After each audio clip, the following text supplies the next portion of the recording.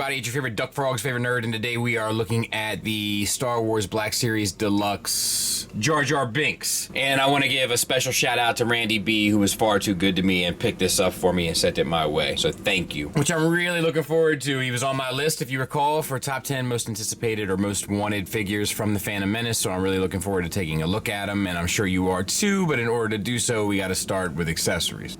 So he comes with the spear type weapon. It's broken down into two sections, and the brown is painted on.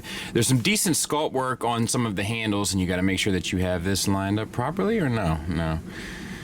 But the little like circles and stuff in there, and there's a couple little details around there. But like, I really feel like, you know, this should have been fully painted, to be honest, for the price. But we'll get into that as we move through it. But yeah, there it is, and he'll hold that just fine.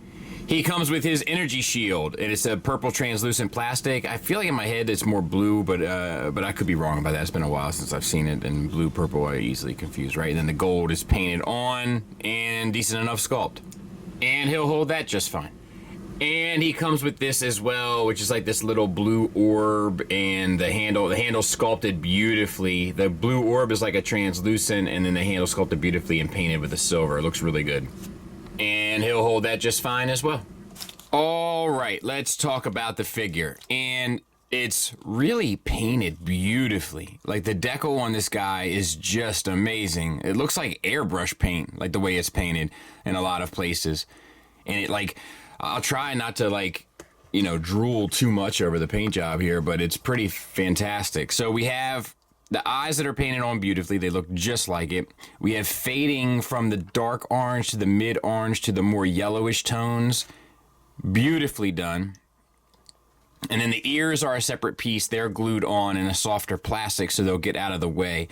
And then the little tips of those are painted as well. And then all of that is done. And then like the little design of like the amphibian type skin is on there. We'll go ahead and cover that throughout. So that's on the neck, and it fades. Like, not only is it there, but it fades. Same thing on the arms. Just beautiful deco. Really amazing. I want to go out on a limb and say it's the best painted Black Series figure I've ever looked at. I'd have to double check that, but it might be. It might be. All right, so it feels like the head is on a double ball peg to the neck, and then the neck is on a single ball peg to the chest. As a result, it's so there's so much character in it. You can do pretty much anything you want. What? Who are you talking to? You know what I mean? It's spot on. No issues whatsoever. I wish that the ears were articulated. That's something that SHF would have done. And I wish that there was like maybe alternate heads for the deluxe so that you could have some different expressions. Other than that, no complaints. It feels like a single ball peg from the chest into the torso, which is fine. That's also where you'll get your waist swivel. The vest is a separate piece that sits on top and has two tones, which I'm guessing is done via dry brushing, but I can't really tell. And then we have the skin painted on, and then this is the base plastic. Really, I mean, not too far down, a good bit back, and then you get your swivel.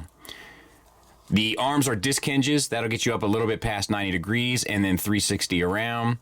The elbows are a single hinge that gets you 90 degrees. That's also where you'll get your bicep swivel.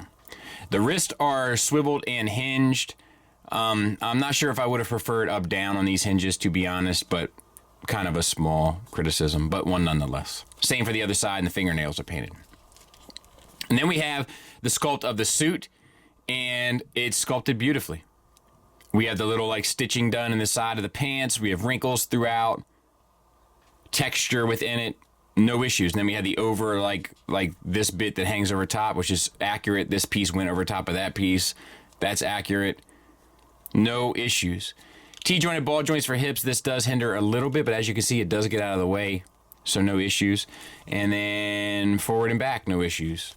Thigh swivel, double jointed knee, old style knee, so it gets you the great range and doesn't look as good, but I'll take it. And then we have ankles that gets ankle tilt down, ankle tilt up. That's on a disc hinge, and where it plugs into the elephant type feet, you get a rocker. Beautifully done. Fading on the orangish to the yellow, and the toenails are painted. Top shelf, Mac. Top shelf. And there he is on my episode 1 Naboo display. I will put Qui-Gon next to him real quick, because I've heard people say that he's too big, but I did confirm that he is not, that it's pretty much perfectly scaled.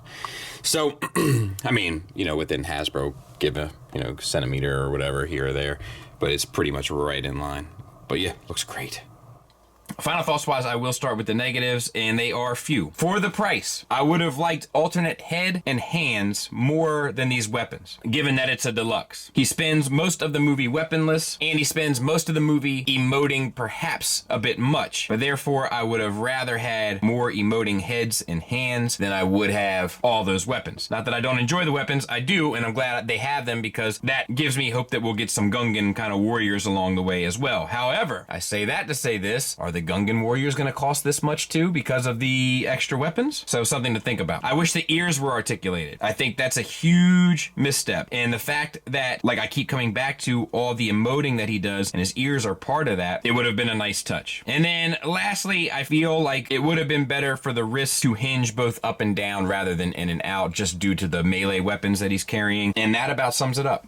Now let me move on to the positives. The articulation works beautifully. It's outstanding. It's arguably perfect, with the exception perhaps of the hands and ears. The sculpt is perfect. The paint is perfect. Everything about this, aside from the price and how it works for the figure, is perfect. I'm even okay with the deluxe price given the paint. Like I said, I would have just rathered the hands and heads rather than the weapons. This is an outstanding figure. Perhaps one of Black Series top 10, maybe top 5, and a strong recommend from me. Thanks for listening. Thanks for watching. Until next time, take care.